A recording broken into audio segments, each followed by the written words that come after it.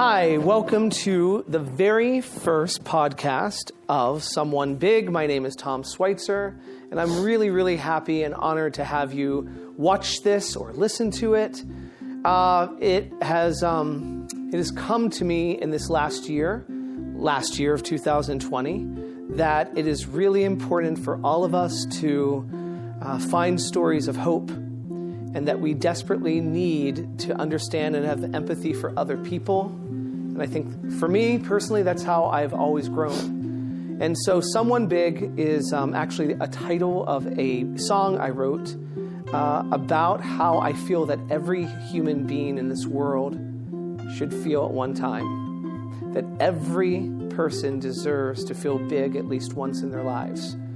So I thought, how cool would it be to make a podcast where I get to share with you some unbelievable people, unassuming people that you may have never heard their story before, and people that are somebody big in this world. And so I'm hoping that the stories that we share with you during this podcast touch your heart, also make you think, and hopefully make you reach out to somebody, especially somebody that maybe needs to feel like someone big. So today is our first podcast, and I am so excited to have you here. This is Mr. Dalal. Did I say your last name? Yes. Correct. Absolutely. Good. So Virali and I, we met at Tales and Ales, which was a storytelling night at a big brewery. And I was one of the coaches, and I helped coach you, and one of the storytellers. And this was a fun night here in Loudoun County, Virginia. But the moment that I started to hear your story, I thought, this story is so profound. And this story is, it belonged somewhere different than a big brewery. And you touched everybody's hearts that night. But I really feel you only got to say maybe 5%, 2% of what that true story was. And so you have a book, and I just got done reading your book last night, Choosing Light.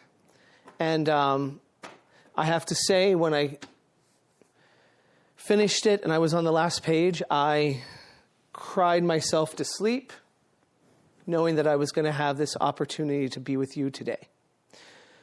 So, welcome.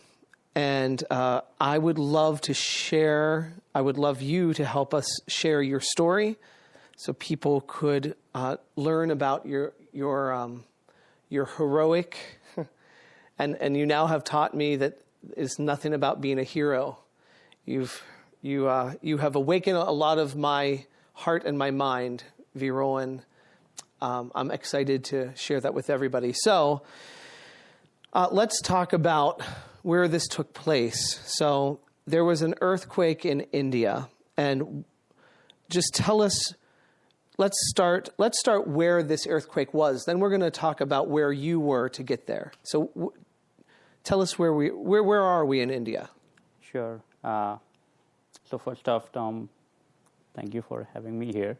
What you are doing for people, what you are doing for the masses, that is incredible.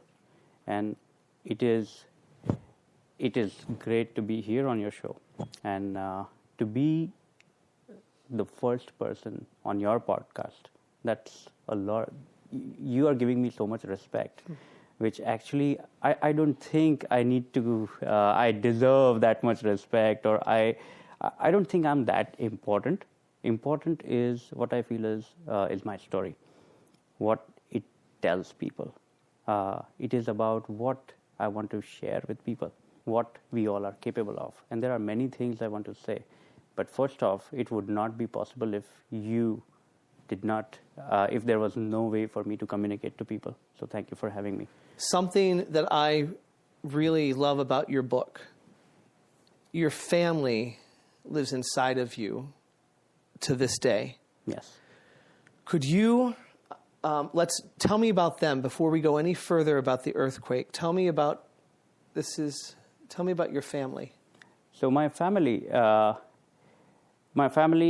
at that point in time, my father, mother, brother, my sister-in-law, so and this is your brother and your sister-in-law and your... That's my 2-year-old nephew, okay. Shalin. And that is my mother, and this is one of my childhood pictures. Which one are you? So that's the one in the middle. That's me, and that's my elder brother and my mom. Okay. And these are a few childhood pictures where we were vacationing, and that's my mom and dad. As you can see, my dad was very stylish. Very stylish, tall. Look at his hair. Oh yeah. And very learned man. This happens to be one of the pictures we took in central India. Okay. Childhood picture. So my father, mother, brother, sister-in-law, and my 2-year-old nephew. So this is probably when I was about 4 years old or so, and my father loved biking. He had a big motorcycle, and I used to always sit on the big tank right up front. So this picture is very close to my heart. And I myself ride a motorcycle, and I always go back to those memories where, I used to sit on the tank and, memories. We are all made of these memories. We are nothing but experiences. So that is, and we all want to keep it with us. We want to keep all the good experiences, and we want to keep all the good memories and everything. That is what we all are. Yeah. And we have to hold on to those memories, especially when we're having not the greatest time in life. Yes, absolutely. Which is something you talk about often in your book. So who else do we have here? So that is me and my brother, Roshan. He was about 4 years older to me. Okay. And he happened to be the smarter one. He was always someone who knew everything. I was the one who was always basking around in the sun or outside doing something in the garage. You were an explorer? An explorer, a person who is always outdoors. He was someone who would know everything, whether it is something about medicines or about finances or about anything that is concerned with knowledge. If I go to him, he'll have the answer, and he will have the right answer. So you grew up in India with this is your family. And then how did you get to, tell us how you got to, it was New York? You were in New York, and how old were you in 2001? So 2001, I was 25 years old. Okay. And at 25, so if we back up a little bit, in 1999, I started my master's program in the U.S. So in 99, I left for the U.S. You will see some pictures right here. Is that you? Yeah, that's me. This is very a picture. Dapper. So this is a picture from New York. This happened to be my first job while I was finishing my master's. Okay. This is Cope Institute, where I used to teach programming languages. And this was about a block away from where World Trade Center was. Okay. And so this is 1999, so it's before 2001. This is probably 2000. And as you can see, this is 1999, 31st December. Me and my roommate at Times Square. Okay. So we stood there for about 13 hours, right in the middle of Times Square. 13 hours we were standing because it was so jam-packed. And it was and exciting. You said was this New Year's Eve? Yes. Okay. It was so exciting.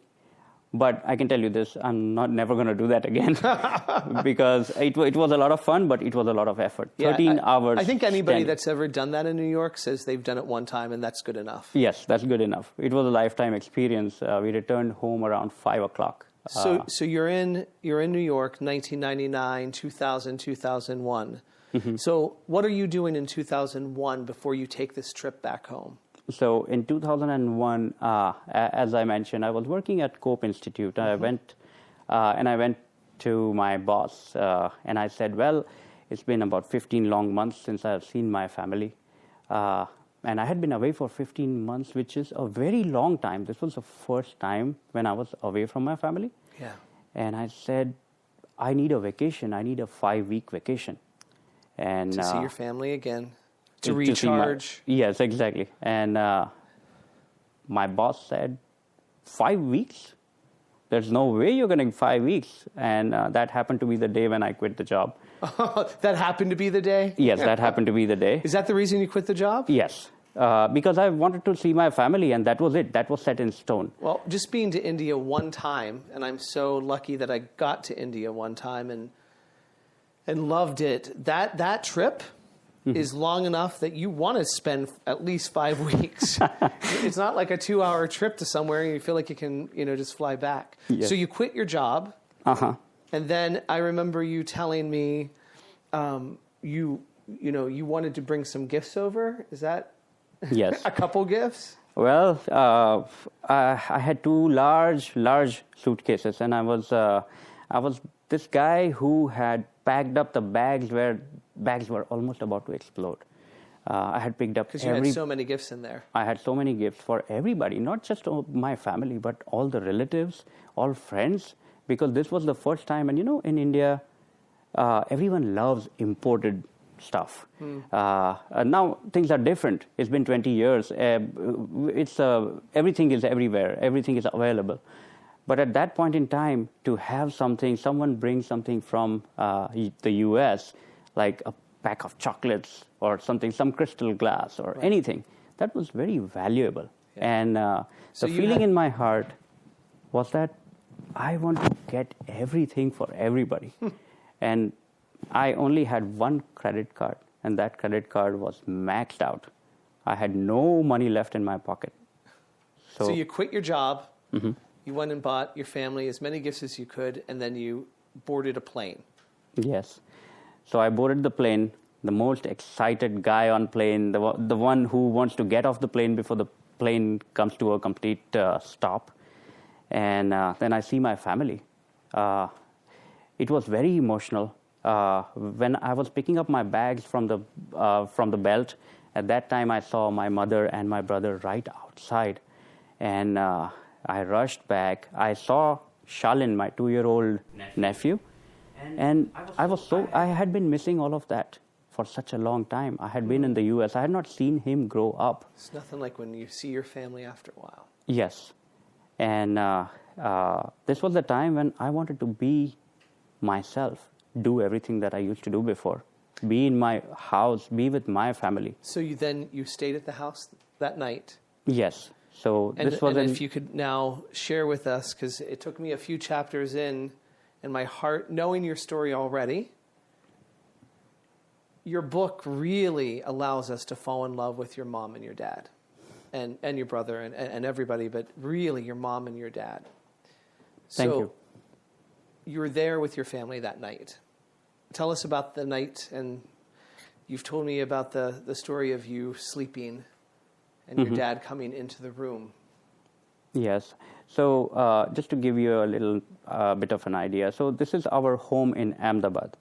So after staying there for about two or 3 weeks or so, we traveled to Bhuj, and that is where this was an apartment. So it was an apartment building? Yes. This was an apartment building. And how many floors? So this building had 8 floors. Okay. This happened to be a tall building, the tallest building in the town. And my dad had rented this apartment. And he had been working there. He was a scientist. So he had been working with Ballarpur Industries in the area. And just because it was a long weekend, he said, come on over. It's 26th January, the Republic Day of India. Come on over and we'll have 3 days together. We'll visit the beach nearby and then we'll go to the resort. So I was, on 26th January 2001, I was sleeping on the mattress which was put up on the floor. And my father walked in and he told me to get off from the mattress and get on the bed. And just because he wanted to clear the room. So I got on the bed, and I thought he was definitely going to say, it's already 8:30. You better get up. We need to leave by 9:15. It's 8:30 in the morning. It was 8:30 in the morning. But it was very surprising that he, in fact, as soon as I got on the bed, he put a comforter over me. Very unlike him. Very, very much unlike him. He had never done this ever in his life. He was very... he had always been very strict with me. But this time I felt pampered. And then he goes to the other side of the room and he closes the curtain for my comfort. And I'm looking from underneath the comforter and I see his shadow go away. And this was just about 10 minutes before the earthquake struck. And then what is the first thing that you remember when it hit? So the first thing was sound. I heard the sound of thunder, and I really couldn't make out what it was. It was the sound of thunder, and before I could really think what it was, it started becoming louder. So hundreds of thoughts went across my mind. Mm-hmm. I thought it was thunder. The second moment I thought maybe it's some kind of a machinery, and then I'm thinking maybe upstairs someone is moving furniture. What is it? I don't know. And by the time I complete my thought, it becomes even louder and louder. It feels like thunder. And then it feels like thunder, and the next moment, everything starts to shake. That is when I know it was an earthquake. This is when it began. The moment it started, from when I thought about it, it only took 1 or 2 seconds, and then the building started to shake. And this is when I wanted to get out of the bed, because I knew that in a scenario when you are inside a building, you want to be safe, you want to get out of the building. This is the time when I was lying on my bed and I had no control over myself. I couldn't do anything. I wanted to get out of my bed and go right towards the door. Of course. But I had no control over myself. I couldn't stand, and I couldn't even stay on the ground. Everything was going up and down in a rattling motion. It was like I had no control over myself. And then I look up and I see the dangling ceiling fan. It's going, its blades touching the ceiling. And then I see a 6-inch wide crack go across the room, and those rods pulling across like that.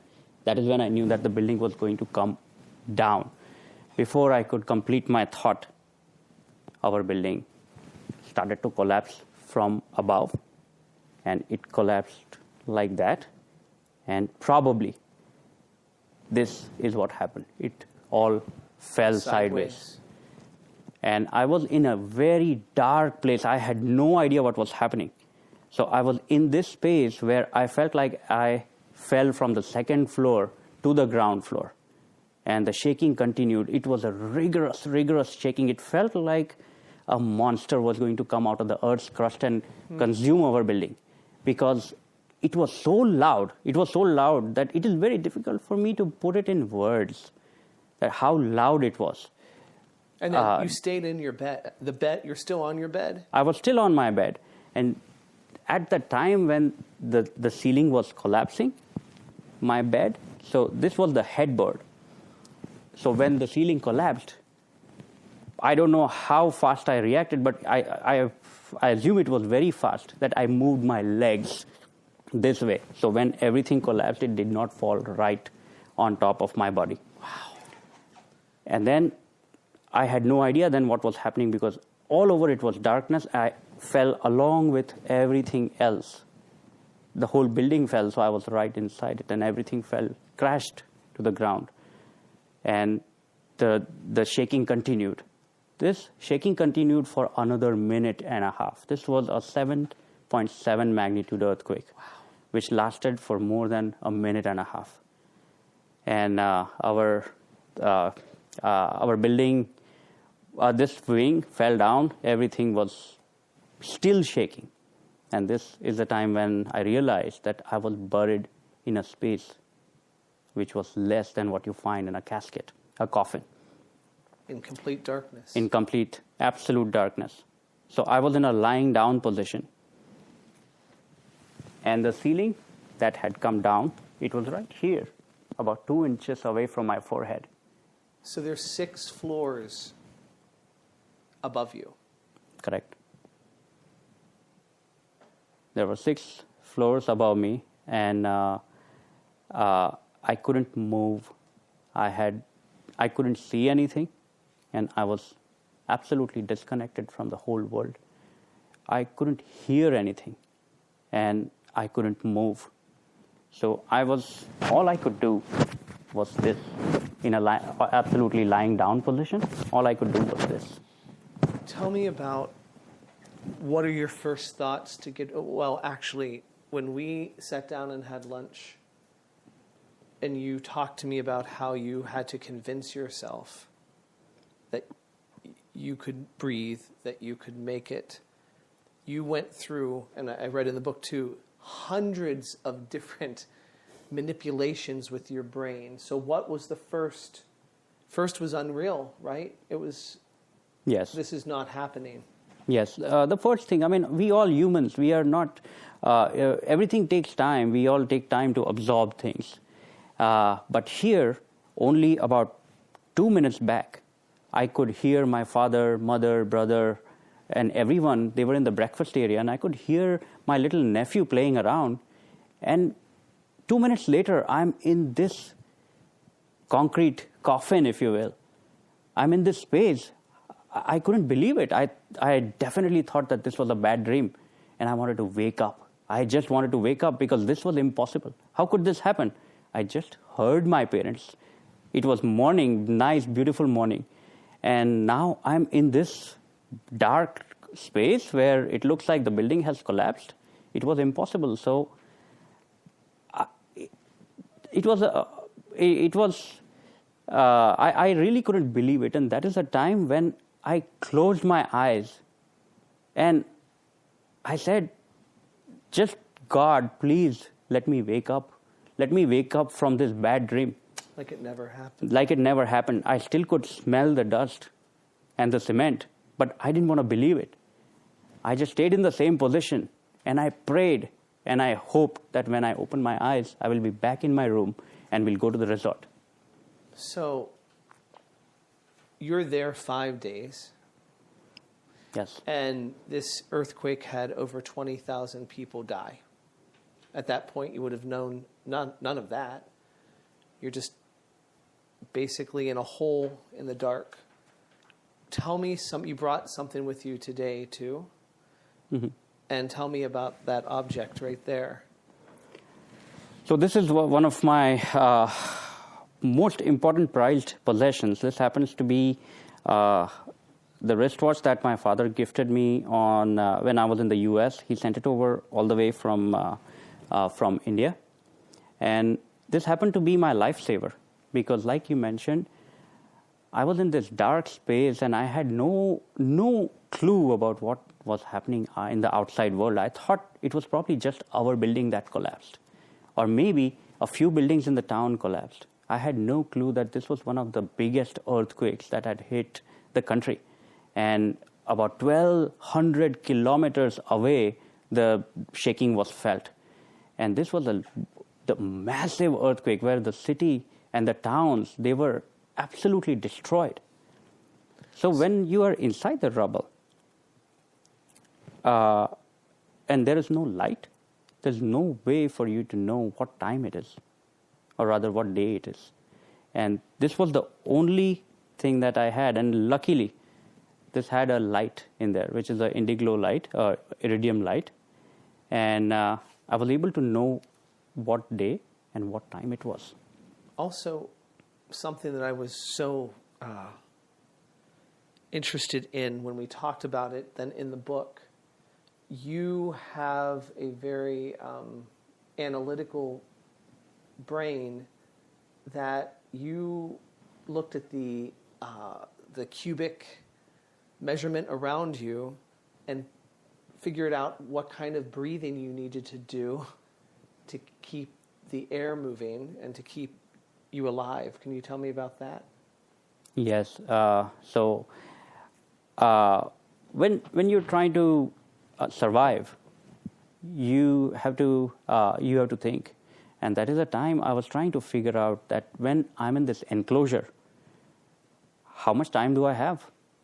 And that is when my analytical brain kicked in, and I thought it was maybe 15 cubic feet of space that I have, and how much should I breathe so that I can live longer, maybe a few minutes longer, or maybe an hour longer.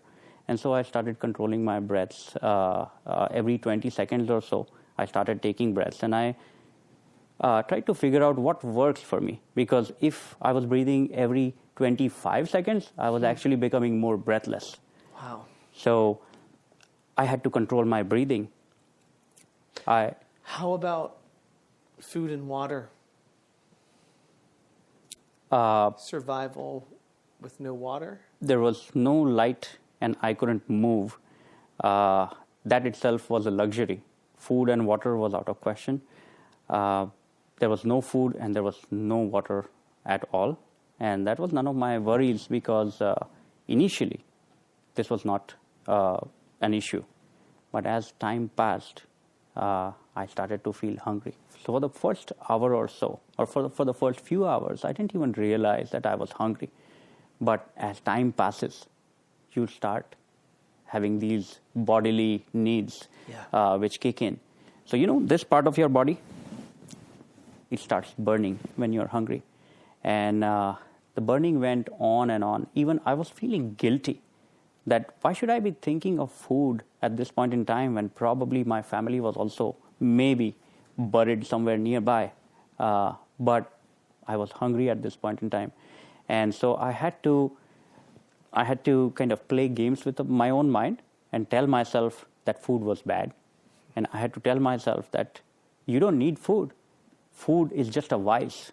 I told myself and tried to convince myself in ways that where I was actually playing with my own mind. I thought about food which I never liked before, and I imagined stuff which was dirty, filthy stuff. And I'm trying to imagine. Manipulate in your mind. Yes, absolutely. So how about thirst? Thirst, thirst is a different thing. How much ever you try to control it, it wouldn't, any of the mind games will not work. My tongue felt like a piece of wood. My nostrils were dry, and I was hardly able to breathe anymore because everything was drying out inside. And that is the time when there was just because our building had collapsed and the ceiling was down all the way, I had been able to access an electrical fitting, which was now lying down right next to me. And I was able to take a plastic piece, which looked like a cup, right? I could take it off from the wall, and I used that cup to use it as a cup to drink my own urine. So at that point, when you're where you were, there's no question that you have to drink your own urine. There was no question. And my focus was to get to my family. It was not about what is right or what is wrong. It was all about how do I get out and first get to my family. And then finally, I know we're going fast here. And the whole reason that we are going to go fast is because everybody has to read this book because it has all the details. Finally, you're hearing a voice from outside. Quiet, quiet, I heard from the outside. Someone shouting over there. Hello, is it Bacho? Bachao? Bachao. Bachao is a shout for help. Hello, what is your name? He called. It seemed that he had walked closer to where I was as I could now hear this man's voice clearly. At the top of my voice, I shouted, Virali. I can hear you, I can hear you. Now I heard others shouting my name. Someone is alive here. Someone is alive, voices were calling. Then they were all screaming your name. What happens next? Next, so there were a lot of people who were outside the building. And when they heard the shout, they knew that there was someone inside and who was alive. So these were locals and relatives who had come over from Ahmedabad, my town. And they were looking for our family, and they were looking for other survivors. And this is when they called for the rescuers from Scotland. the International Rescue Corps team from Scotland. They were in town. Okay, so this is where you were. Yes, you see the collapsed section of the building? Yeah. I was somewhere in there. This is about a 40 or 50 foot tall rubble. Wow. And I was deep down. You can see the rescuers trying to figure out where I am located, and they're trying to dig a hole and pull me out of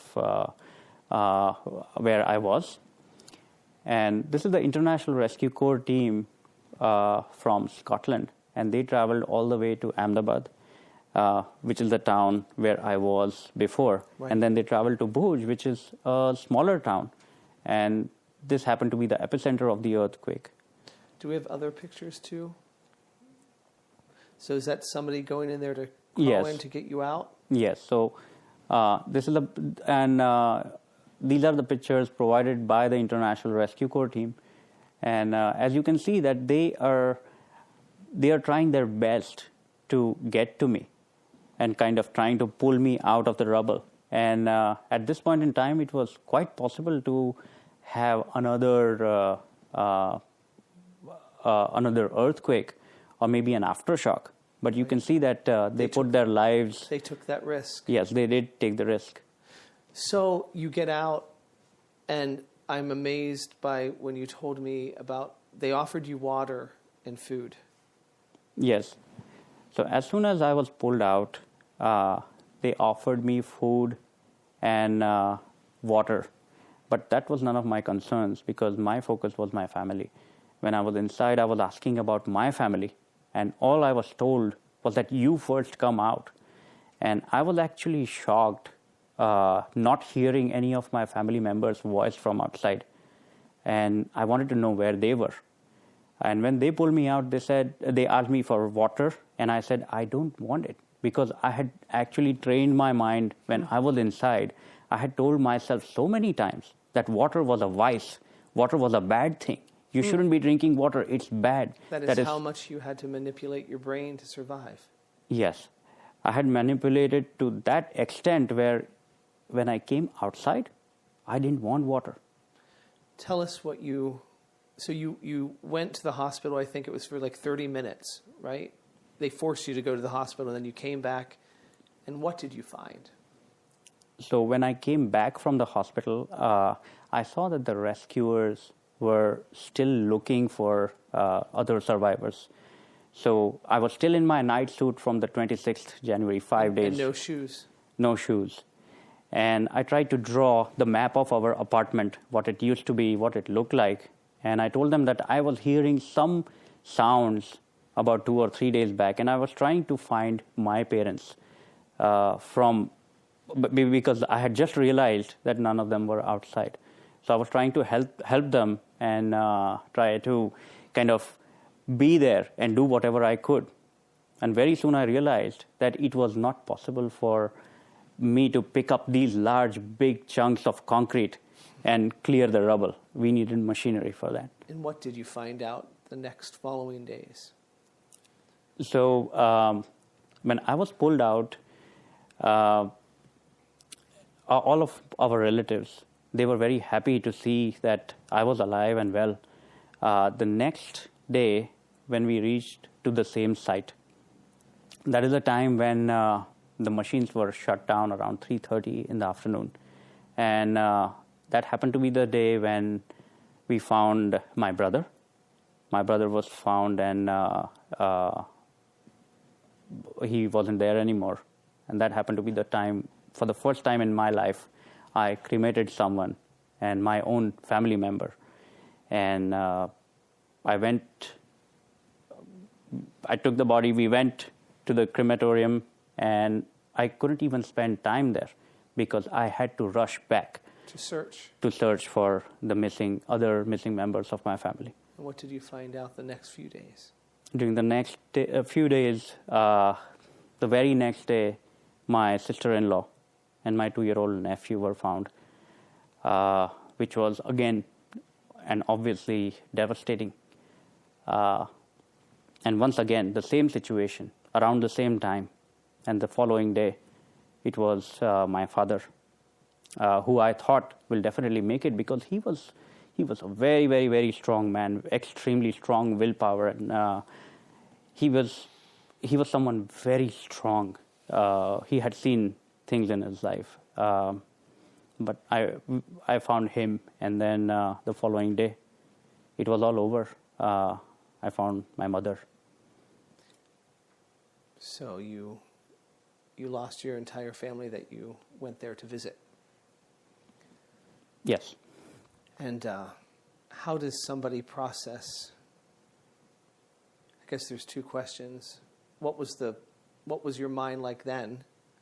And now I know who you are now. So let's talk about then. How did you even begin to take that sort of pain? What did you do with that pain? First off, it was not believable. It was only a very short span of time when all of this had taken place. 4 or 5 days inside, and then these following 4 days. It had been 9 days. Within the span of 9 days, I had lost everything that I had. Every single thing that was valuable and invaluable, right, that was gone from my life. And I came back to Ahmedabad, to my house, which was now empty. I didn't know what to do anymore. And this is the time which was the lowest point of my life, where I had no reason to stand back up. I had no reason to live any longer. I had no reason to do anything in my life anymore. And that is the time I can never forget, when I couldn't go much lower than that. And what happened to turn it? What happened to change that? So I'm glad you asked, because this happens to be the most important point in my entire life. I stayed in my house, and every day I would do the regular stuff, which is obviously getting a lot of support from my relatives, my neighbors, everybody around me. They were always the support. But when I returned to my home, meaning when I'm living in my house, I'm all alone. And that is a time when I did not do anything for 2 or 3 months. For 2 or 3 months, I was in this big hole. And I soon realized that I was not doing anything with my life anymore. And one night, when I returned home, I looked at the pictures, recently taken pictures of my parents. Mm-hmm. And I was looking at these pictures, and I couldn't look at the pictures in the eye. I looked at my mother's face, and I couldn't look at her in the eye, because she was not smiling at me anymore. My father didn't look very happy. And obviously, these are pictures, right? Where they were actually probably smiling in the picture. Yes. But I couldn't see that. That's not what you saw. I couldn't see that, because I was doing something wrong. I was not on the right path. And I felt that they were not happy with what I was doing. And that is the time when I felt I couldn't see these pictures anymore. I cannot look them in the eye. I want to bring the smile back. I wanted to bring the smile back in those pictures. And I wanted to be in a position where I can look at the pictures and feel that my parents are happy. I mean, this whole story, your whole journey here is just unbelievable. We hear of earthquakes, and honestly, you are the first person I have ever met that lived through it, and not only lived through one, but lost his whole family. Tell me now, one of the greatest parts of meeting you is who you are right now. And there is a reason that this book exists, and there's a reason your story exists. Why do you think that is? Why? What right now in your life? Like, why do you think it is important to tell your story? And what would you tell somebody else out there that is struggling, or they feel like they're underneath their own earthquake? What would you tell them? I would tell them one thing. Life is precious. Life is beautiful. Life is amazing. You can make your life, you can design your life however you want it to be. You can be happy and you can be sad. You can choose to be happy. At this point in time, when I have lost my entire family, I could have chosen to grieve for entire life. I could have chosen to be unhappy all my life. But I chose light. I chose brightness. I looked at this and I said, yes, this has happened, but what am I going to do now? Where am I going to take my life from here? That point on, I moved in the direction which was towards happiness, towards brightness, towards light. If I had the choice, I could have stayed in the same position, or I could have complained all my life. So one thing I would like to point out or say is perspective. I see people, I see my own friends, I see a lot of... especially now that we're going through the pandemic. Yes, absolutely. And I see everyone around who is going through a very difficult time. But I can tell you this, things can be way more difficult. I have seen it. And I feel like if you look at the positive aspect, if you look at the positive side, that is where you will go. And you have to look at it in a way where... I'm sorry. It's good. No, it's okay. I'm kind of getting lost here. It's all great. And it is all about the perspective. It is the perspective of where you are looking at your life from, what angle you are looking at your life from. So, for example, when I was inside the rubble, when I was trapped inside the rubble in this absolute darkness, I told myself, I said, I'm in a much better off situation. What if the slab would have been sitting on my legs? What if I was bleeding? You were in the perfect position to survive. Yes, what if I was bleeding? So I told myself that I was in a way better position. And when you look at your life from a different perspective, it looks different. Let me ask you these last questions. Do you believe in miracles? Yes, I do. Absolutely, I do believe in miracles. It's funny you asked, because even if there was one granule of sand in the wrong position at the time when the earthquake struck, or if I was not wearing the wristwatch that my dad gave me, or if I was in a different room, or I was still on the floor where about 10 minutes back I was sleeping, or if there was something else, the smallest change, yes, I would not have been here. I'm right here, and there was no scratch on me when I was pulled out. It had been 5 days when I was inside, and I stood back up and I was helping the rescuers. I'm here because it is possible.